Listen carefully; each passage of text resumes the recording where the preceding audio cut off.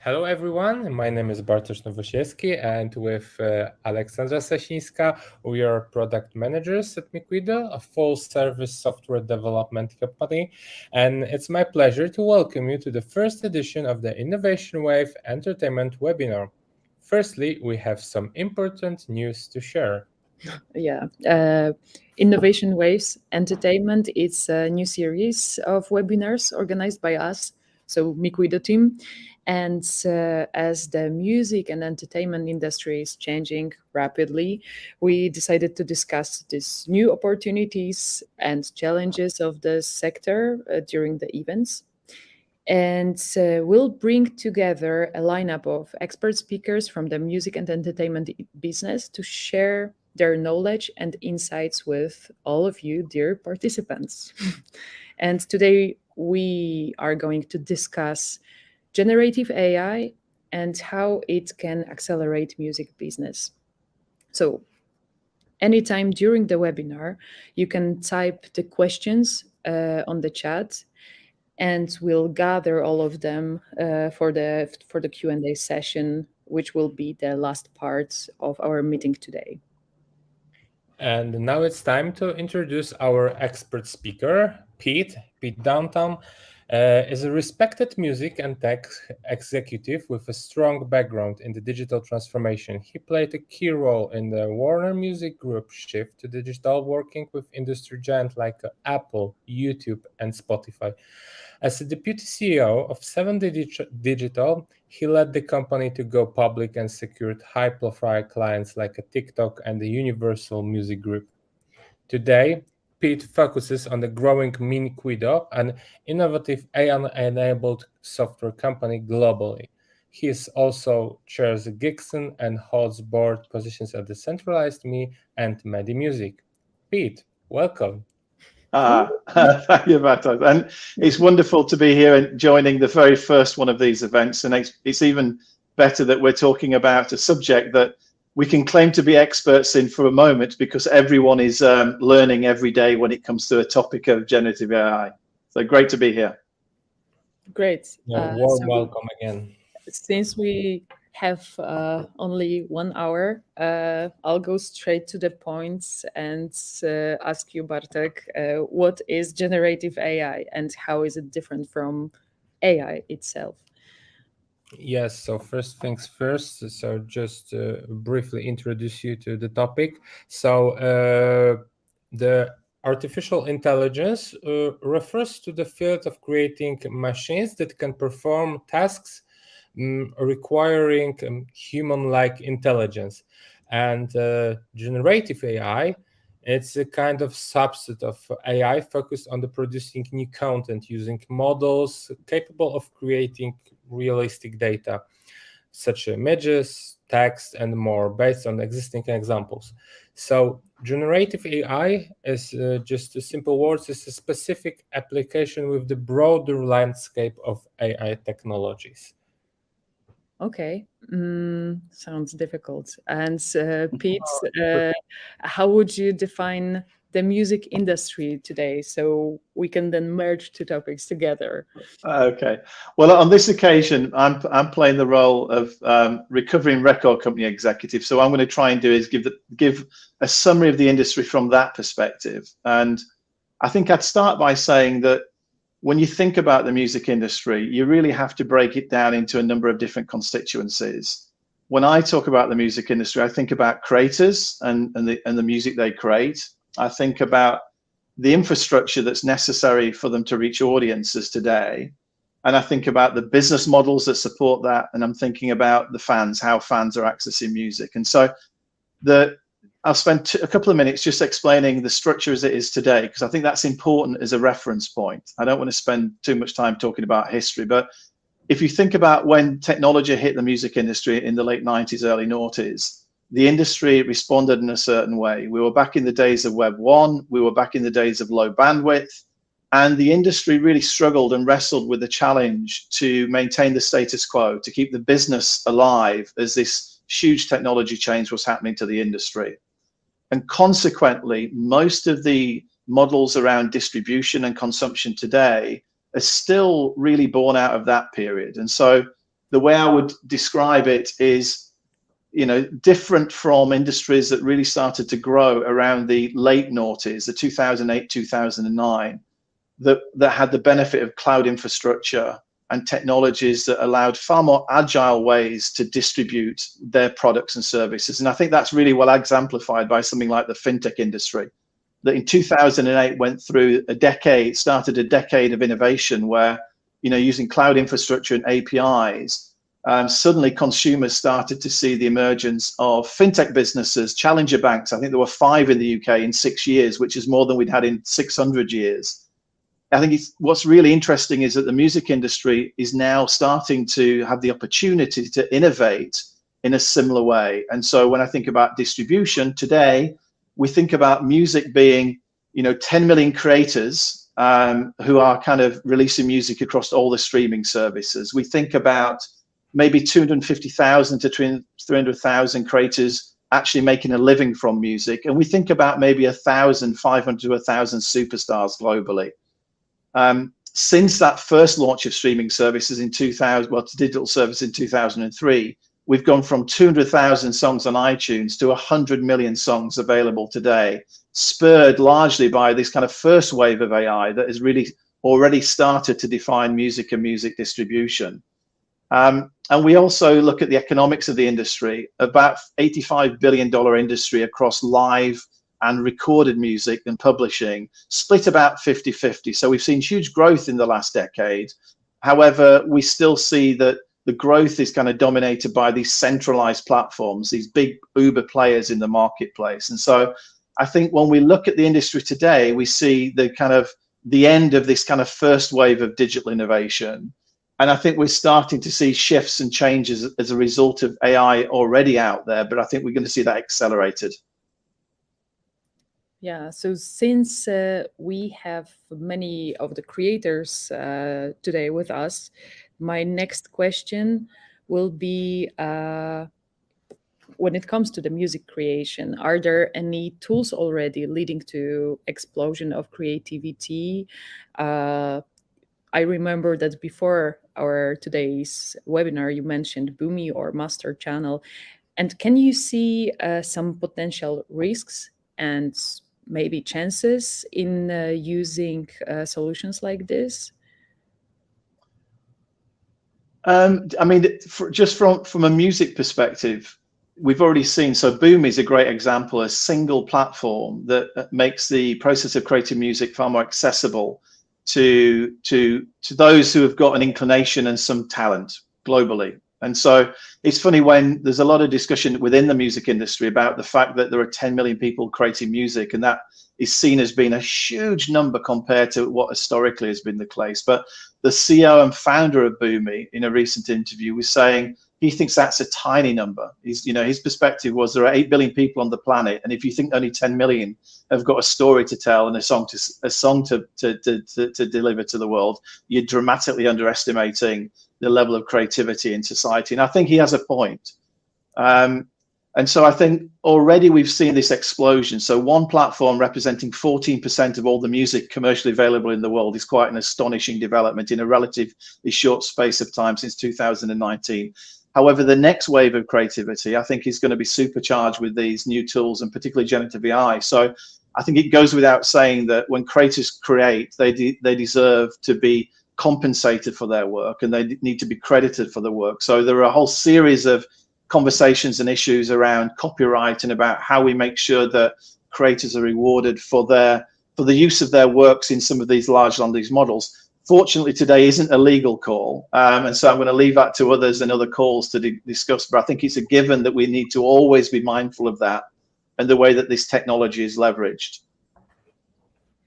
Okay, so what do you think, Peter? Will the future with GenAI bring us more and more superstars because they have possibilities to bring more and more music in an easy way?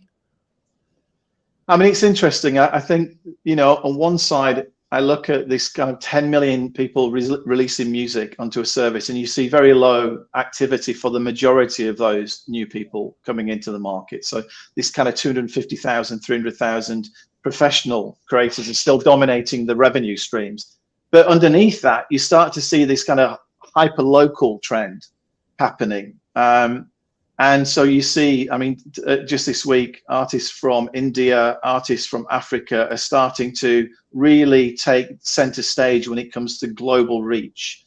And I think we're going to see a lot more of that. So I do think we are going to see a different class of superstar, because historically it was really hard for artists signed in those markets to get global distribution.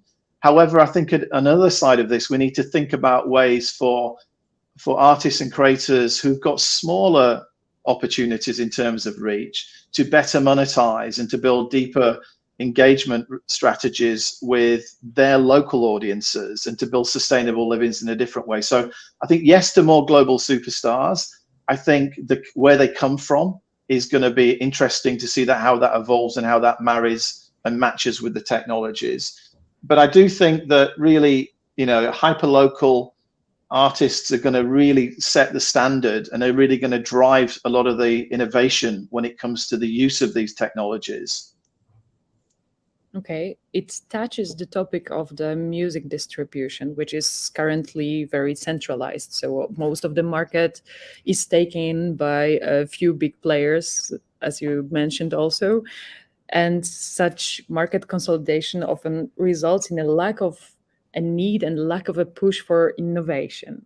It happens, but unlike in our industries, here in Miquido, we see a big drive to adapt AI to distribution and client-facing processes. So when we work with a number of e-commerce providers, now they are desperate to embed ChatGPT-like solutions into shopping processes to give users possibility to chat with the product catalog instead clicking through it. So these are some trends when it comes to distribution within these cases.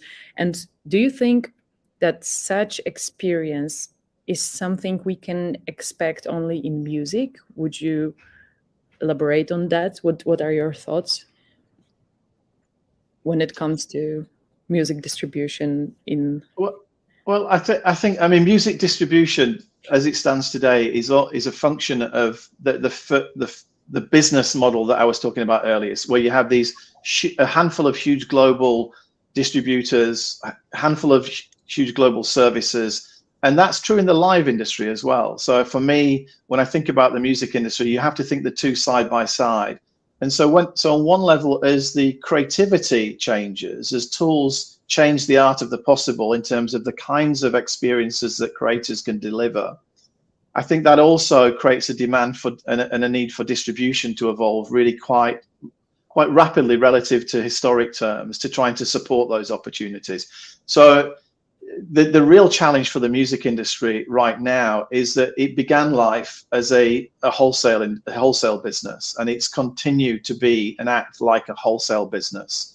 And what I mean by that is, when I was at Warner Music Group in the late 90s, early noughties, we had 50,000 retailers around the world. And we used to manufacture physical product, and we used to ship physical product to those retailers around the world.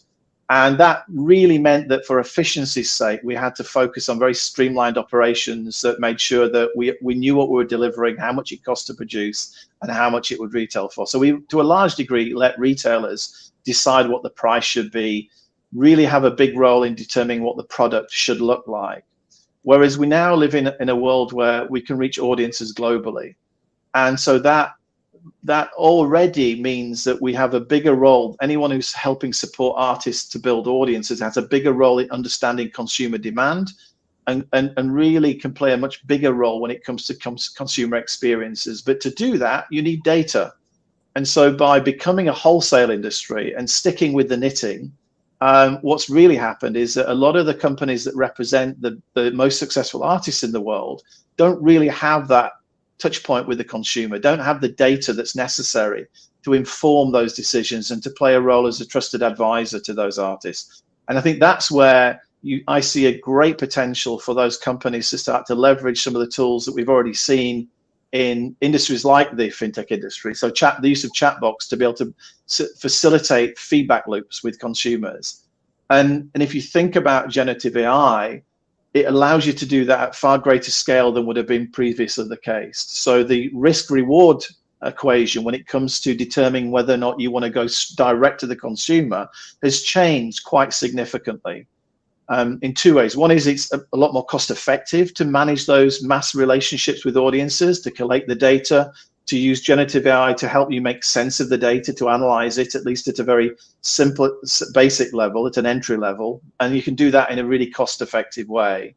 But then it allows you to start to think about how those experiences might change over time. And one of the really interesting developments we've seen recently is when you start to look at live experiences beginning to mirror the experiences we see online. So if you think about some of the immersive experiences, there's a great one in London at the moment called the Hockney Show, which has had 60,000 visitors through a single space, which essentially delivers an experience in sound and vision.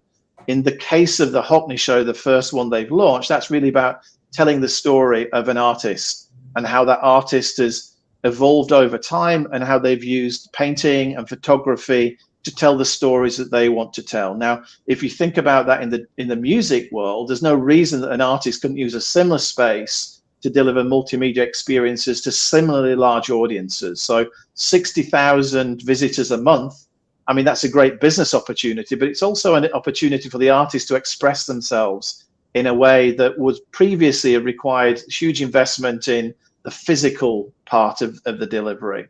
So they, really, if you want to support an artist, you need to be thinking about all of their touch points with the consumers. What's the art of the possible today? And making sure that you can support that. And a big part of that is these feedback loops. So like it or not, companies that have shied away from direct to consumer until now are going to have to learn those skills. But fortunately, the tools to do that in a far less expensive way than was previously the case, are already in our hands.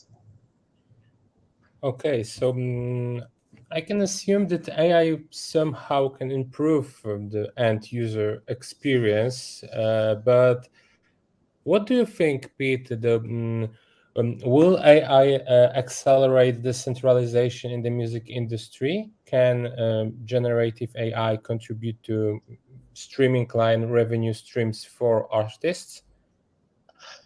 I'm certain it can, and I'm certain it will, for a period of time, I think lead to a lot of innovation away from the bigger players. So right now, you're looking at the market share in recorded music. Majors have fallen from mid 80% down to about 75% there or thereabouts. So that's a significant drop in terms of relative share over the last 5 or 6 years. Well, since 2016, the change accelerated really. But actually, the business has been growing for everyone. So those businesses, even the existing incumbent record companies and distributors, have still done better than they would have done previously. The economics of their business are still strong. So I think what we'll see over the next period is a lot of innovation in some of the smaller players, a lot of innovation direct to fan. And I think the major record labels and some of the major distributors are trying to learn from that. What I think is really interesting is that distributors, having really had to stick to the knitting in terms of supporting distribution into the current generation of streaming services, also have an opportunity to offer expanded services to creators, whether they're serving them from large labels or just individual creators from their bedroom. And I've seen markets like Japan. I'm involved in a business over there called Zyko that has had about 17,000 live streams since COVID began, when this is a ticketing business that pivoted into live streaming. And you see creators there who are generating more than $1 million of revenue with no infrastructure at all. Now, again, it's always really, the opportunity is a function of the creator themselves. You can't, with the best distribution in the world, with the best marketing team and the best technology in the world, you're not going to create a sustainable long-term business unless you have great talent. So everything we do is to think about these technologies, force multipliers for creatives. But I think it really is the case now that those individual creators have got the potential to help define what the new consumption paradigm looks like, in the same way as we've seen historically as films went from being black and white to color, and then from silent to talkies. It was the stars, it was the directors who really made the best use of those technologies. And I think we're going to see a period of experimentation, and then think we'll start to see what works, you do more of, right? It's simple. You repeat the things that are successful, and if you can do them at scale, well, then that evolves the market. Yeah, so on the other side of the distribution is just simple consumption. Yes. So when we think about consumption, we kind of believe or observe in Miquido that AI music ends up with just a curated playlist. Like, yeah, here is your favorite artists and some similar songs to your favorites. And unlike again in other industries, the adaptation is much wider. And over the 5 years, we built complex machine learning models for banks, insurance companies, and etc., but none for music. How do you think will this change somehow? I think this is for me, the most exciting part of what we now have the potential to see, and I think we're almost certainly going to see. If I think back to 2003 when iTunes launched, for the first few years, we did a lot of experimentation. We created artist bundles that were, the deluxe version of an album that would have extra tracks, extra information, the context behind which the recordings would be made. And we consistently saw that between 25 and 35% of the sales of those downloads, there were albums at the time, were the more expensive versions, because the fan base wanted to get a hold of this extra information, this extra content. However, as we moved over to streaming, I think utility kind of took the driving wheel, and we saw, distribution really narrowed down to serve this kind of paradigm of a search bar and filters and the kinds of structures that were put in place. I would always say that it felt very much like picking your music from a spreadsheet. I think the most exciting thing about these new technologies is the potential to personalize the user interface really, really deeply to the user, and that will flow across platforms. So that will be the same on your smartphone, your smart TV, and that's really where the next, I think, 5 to 10 years of innovation, it will follow the creativity, right? Distribution really is there to serve the two ends of this chain of three. And as a music fan, I've been waiting for this for years. And if you want to get an idea of what that might look like, just go on ChatGPT and say, tell me about what was happening in Bowie's life when he recorded Hunky Dory, yeah?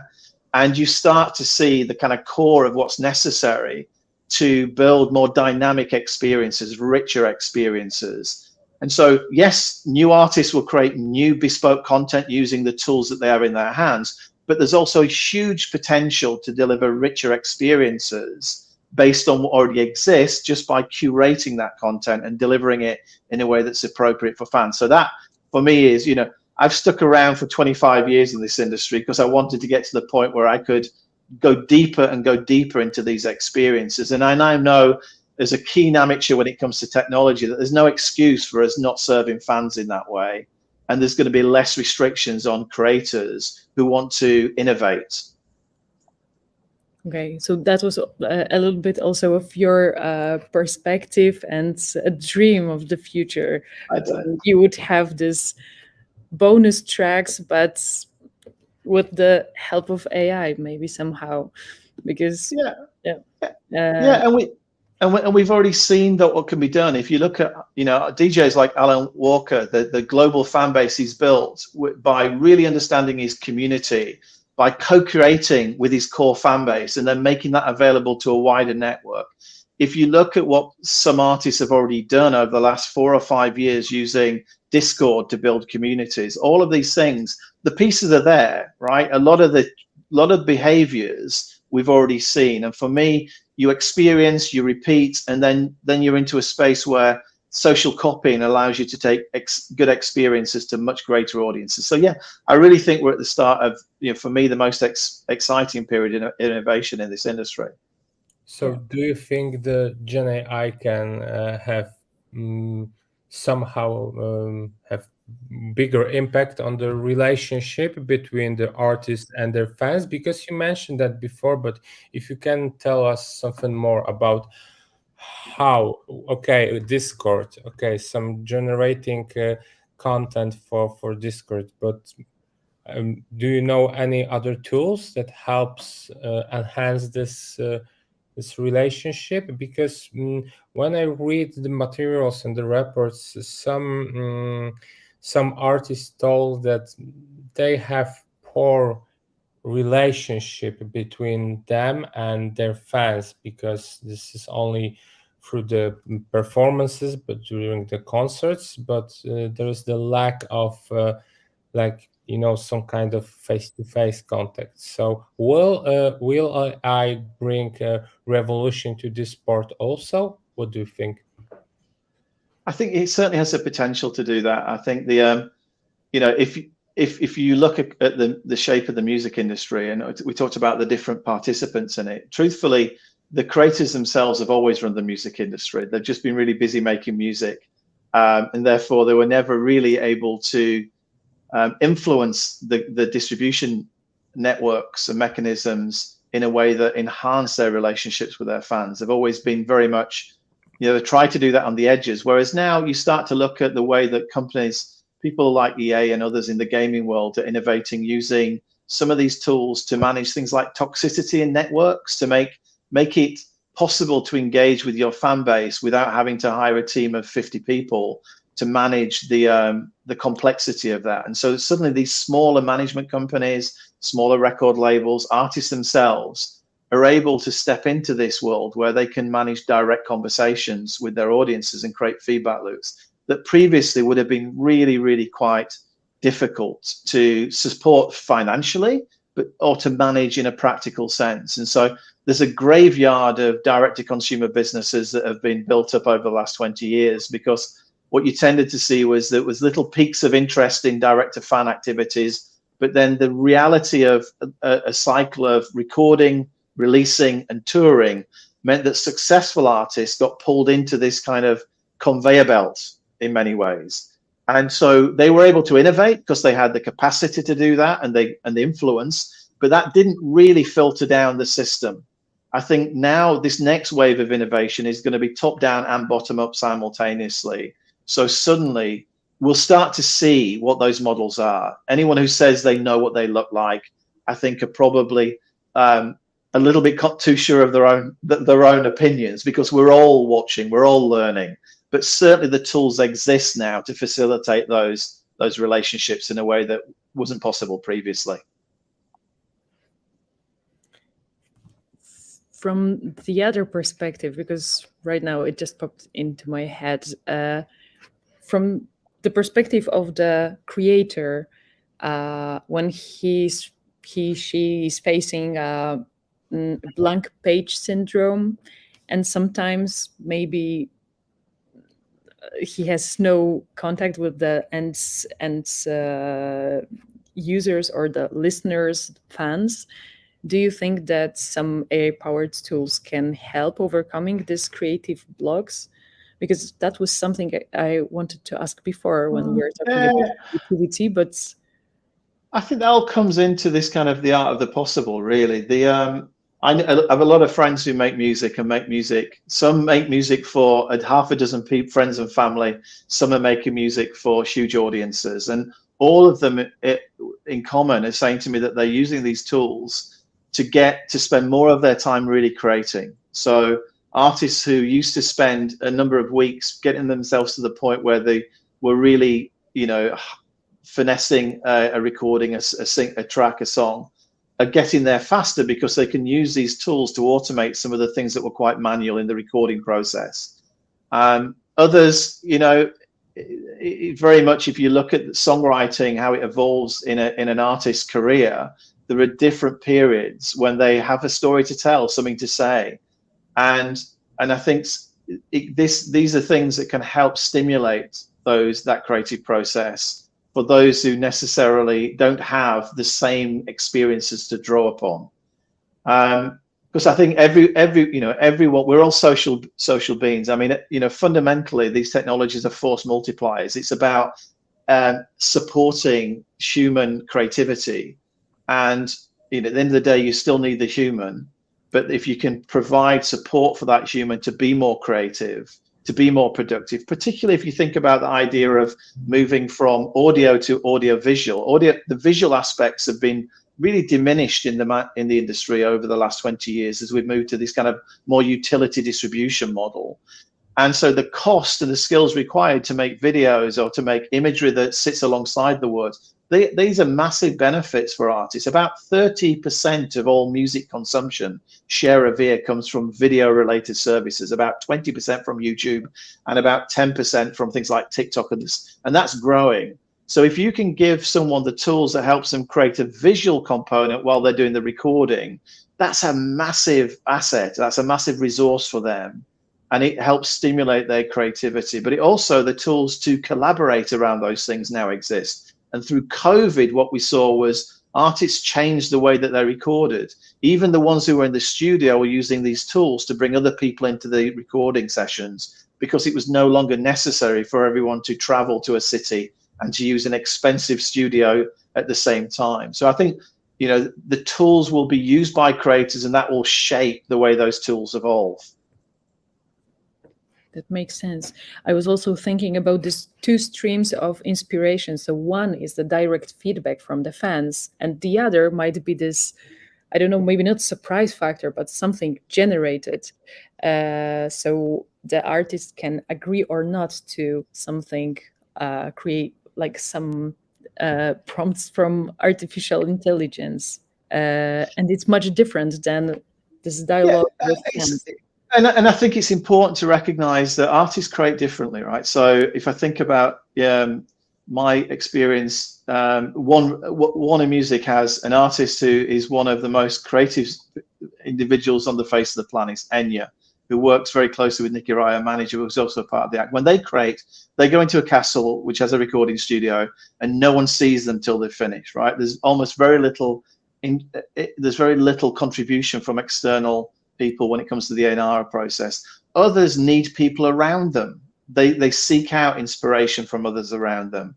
And so again, far be it from me to have too strong an opinion about what that creative process looks like, but having worked with and been alongside many artists during that process, I know that these tools will help all of them in different ways. Yeah, that's interesting.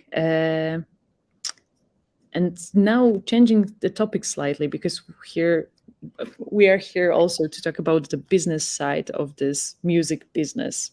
So again, we know that it's very popular to implement a number of AI-based solutions for document processing or searching for information. And it happens especially in heavily regulated industries. And would you expect something similar to happen in music? Because if we turn our attention to the people's jobs, what they do today, so marketing, accounting, design, etc., and ask how many of the 26,000 people employed by the 4 largest music companies are likely to be doing the same job in 5-10 years from now? Or do you think that GenAI affects the actual businesses with the music industry and the people working there? What are your thoughts and opinions on that? I think first thing to note is that even at that $85 billion, the size of the industry today, it's still at an all-time low in terms of share of entertainment spend. So there's the broader context is that a lot of these changes allow the music industry to compete in ways that they couldn't previously with film and games and other areas. So I think that the pie should get larger if we can help creators make this transition to reach the potential of their relationship with their fans, rather than where we are today. But it's unquestionably going to have a significant impact. That 26,000 numbers was the 3 major labels and one of the largest distributor, Believe. Just looking at the employees they have on LinkedIn today, it's very ref and ready. But 30% of those 26,000 are working in marketing. So that's that's 9,000 people working in marketing around those business marketing, design, and art related roles. I mean, if you think about what generative AI can enable, of course, that's going to change. If you think about the idea to use generative AI to support decisions on marketing spend, that's obviously going to change. And I think we'll go through a transition. I think someone described this in a podcast I heard the other day, is we're moving into the kind of co-pilot phase. So this computer period really is about assisted computing. And so to start with, this is like having an assistant who can analyze data, help you make better decisions really quickly. But of course, that starts to move to really the autopilot. At what point do we get the ability to look at signals in the market data and then to move capital, allocate more spend against artists or different opportunities that are clearly having resonance with audiences? So that unquestionably will change. And I think it's really important that the industry reflects on, when I look at the number of people working across those businesses in IT and engineering, there's less than 1,000. And yet they're operating in an environment where Google have upwards of 50,000 engineers. Yeah. Amazon have upwards of 70,000 engineers, and Apple have upwards. I mean, the industry needs to think about the skills it needs in-house in order to navigate this change. That doesn't mean trying to match those companies and partners engineer by engineer, but really they need to have an understanding of how these technologies will change the art of the possible. And that needs to be informing the decisions they make, because those decisions will determine how well they can serve the artists that they represent. Yeah, so one thing for sure is data. So we already knew before GenAI that data is king, and now maybe thanks to the technology, we can actually use it, because something can analyze it for us. But do you think that's what kind of new business opportunities might this bring apart? For example, using data properly. Is there something? So the first 5-6 years of my life in a record company, I was an analyst, right? So I'm a numbers guy. I love data. I'm obsessed with data. So I'm really a recovering analyst rather than a record company. And this, again, is, if you think about the way that success has been measured historically, it's really been relative market share. Yeah. So even today, when there's these huge sums of data coming from all the DSPs, everyone's kind of measuring their success in a known universe. And I think it was General Electric, it was Jack Welch, when General Electric was struggling to grow the business, he eventually decided to make the heads of all his divisions redefine the marketplace that they were in, and to start to use KPIs for that new expanded marketplace. And I think the most profound change that can happen as a result of this extra data, one is understanding fans and consumers and tailoring products to them, and two is redefining the marketplace, having the industry have the ambition to look beyond its existing revenue streams to deliver better experiences. And so, yes, that obviously challenges the existing business models and what people are doing every day, but they're going to have time to transition. And if they're engaged and you bring these skills together, this is not a zero-sum game, but it really is about understanding how you connect the creator with the fan, and everything else is detail. And it's really about harnessing the potential to amplify the potential of the creators, but also the people that work with inside these businesses who are deeply knowledgeable and deeply passionate about this industry's opportunity. That's for sure.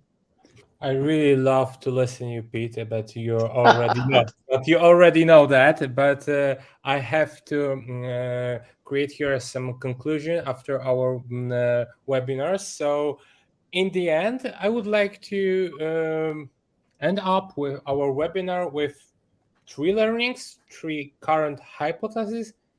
So, as we all know, these things are developing at the breakneck speed. So, can we predict any new trends ahead of us? Would you risk to bring your glass ball and toss something that we don't know already? Well, listen, and I and again, this is my perspective given my journey to this point. But I think the first thing I'm sure about is we're entering a creative period, a renaissance in music and associated creativity. So I think we're going to see an explosion of different experiences that weren't possible to create and weren't possible to put in front of music fans and music listeners previously. So that's the first thing. The second I'm absolutely certain about is the blurred lines between the physical and the digital realm. And people have been talking about this for the last few years, talking about metaverse but I actually think the real excitement I'm seeing is the ability to take digital experiences that used to happen in your home and take them to spaces like the Lightroom.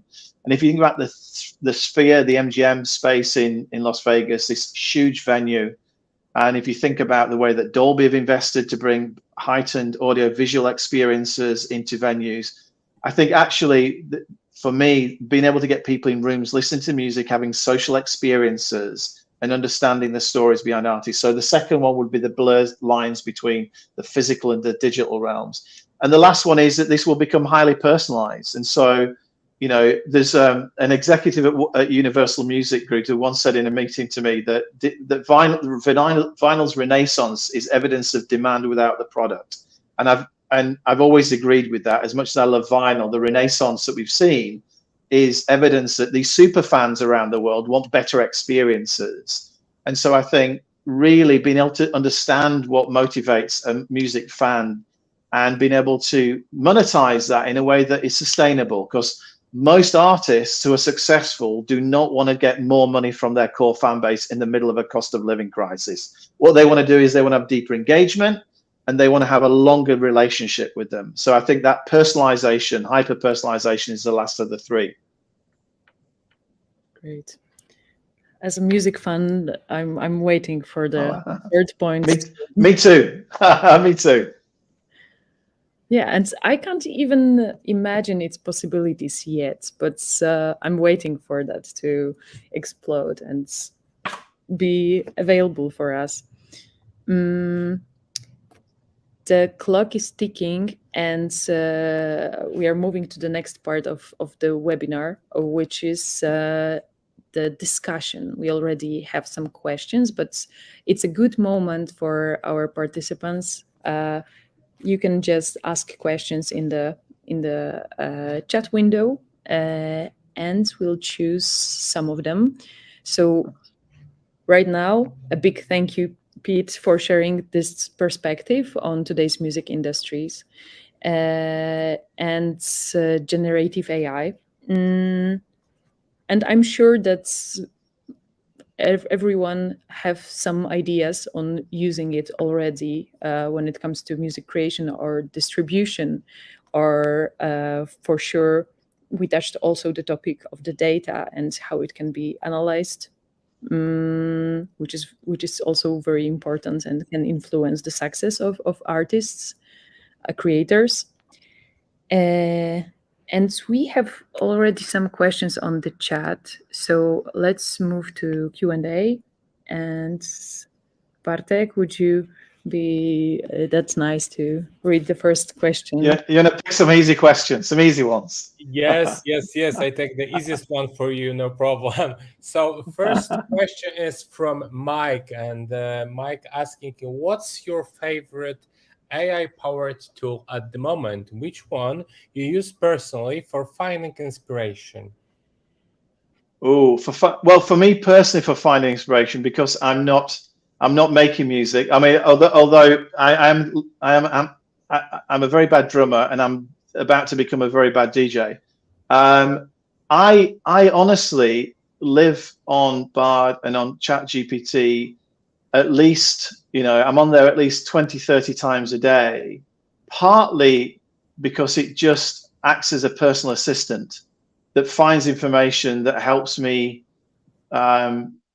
check that I'm not always just relying on my own knowledge on things. And it just allows me to start to think about the way that these systems work and how they're structured and how they're organized. So for me, if I think about AI platforms in music, I've got to say I love Boomi. I've been playing with it, and the way that they manage people through the experience, I think, is phenomenal. And I can see now why they've managed to garner such usage. Okay, thank you. So the other question is from Chris. So question from Chris is, will we experience the real revolution in the music industry now with AI? Well, I think I've already pinned my colours to the mast on that one. I think, yes, I think he's the answer to that question. And I think because of those two, because of the thing about music creators is if there was no music business, there would still be music creators. And I think a lot of people forget that. Yeah. It's like it's a human condition. That's what drives creativity. So if you provide more tools, enable them to be more creative, to engage with more audiences and to have an effect on the world, the supply side of the equation is unquestionably going to be really, really strong. The extent to which that turns into a much healthier music industry, a more sustainable industry, will really depend on the way that distribution and consumption responds to that. But the early signs are very encouraging. So if I think about this in a visual way, I look at a lock and a key, right? So in the creative process, generative AI has already unlocked the opportunity. It's there and it's real. But when it comes to distribution and consumption, we have to wait and see how people respond and react. And the average kind of big corporate takes 6 months to do anything, yeah, and a year to do anything significant. And so if you think about generative AI, we knew about it, most of us, in November of last year. Everybody then goes away on holiday for Christmas, doesn't do anything for a few months. And then March, there was a load of press releases and corporate executives thought about it again. And then everyone went off on the summer holiday. So I think we're only just starting to see how quickly the bigger distribution companies and the bigger services are responding to this. But if you look at Spotify and the way that they've really refocused around the music industry and providing creators tools to build sustainable incomes, I think that there's some reasons to be optimistic. Yeah, but the extra question from Bartosz, it's me. Will you name it revolution or evolution? Because when it comes to Spotify history, yes, this was kind of revolution, but it takes around 15 years. So no, so I think again, distribution is almost as dull today as it was when I joined the industry in 1997, right? I mean, to be perfectly honest, there's very little that I look at in today's music consumption, digital music consumption, that excites me, because it's a fraction of its potential based on the technology that we had 15, 20 years ago. I think the revolution has to come from the creators themselves, because frankly, we're all really in love with this industry and the potential of this industry, both commercial and in terms of its effect on the world around us, because we love music. And then I think what's really for sure is that the tools to innovate around the personal experience, our smart TVs, are going to evolve so much so quickly over the next 5 to 10 years. Those two things are unquestionable. It's what happens in the middle that I have a question about. How quickly the distributors and some of the businesses that advocate and support artists, how quickly they can move. Okay, so there is a last question, and this question will be from Kim. So, Pete, what is the biggest threat of GenAI to creators, labels, and the platforms? I think, I think medium term, there's no threat, because, music is essential to human life. It will be around in a few hundred years. And so I think we can all be happy about the future of music and the music industry as it evolves. I think the biggest threat in the short term is the agility of some of the existing major participants in the music industry. When I was a record company executive, I lived through Napster. And I always like to say we went through the abbreviated grieving process, which was denial, anger, and acceptance. And during anger, we spent a lot of time on lawsuits. I think it's absolutely right and proper that the organizations that represent artists' rights are focused on credit and compensation right now. However, it's also incredibly important that they're agile and engaging in these new technologies, because if they don't, other industries like esports, where they are much more technically sophisticated, and film, where we're seeing similar moves, are going to eat music's lunch again. So I think it's really important that those bigger players, whilst protecting the rights of their artists, because of course they deserve to be paid for their work, their creative endeavor, they're also agile enough to engage and to help shape the way these technologies evolve, rather than having others do that on the creator's behalf. Okay, we still have some time, so there is one interesting comment. It's hard to say it's a question, but maybe you can somehow comment to this. It's from Jam, so I will read whole the comment. What do you assume? AI is just some new tech versus AI is a fundamentally different type of tech. Tech useful in movies was best used by the people who made it moving, color, sound. Yes, dedicated people who used all tech they could get to move an industry forward. AI is primarily an entry barrier lowering tech.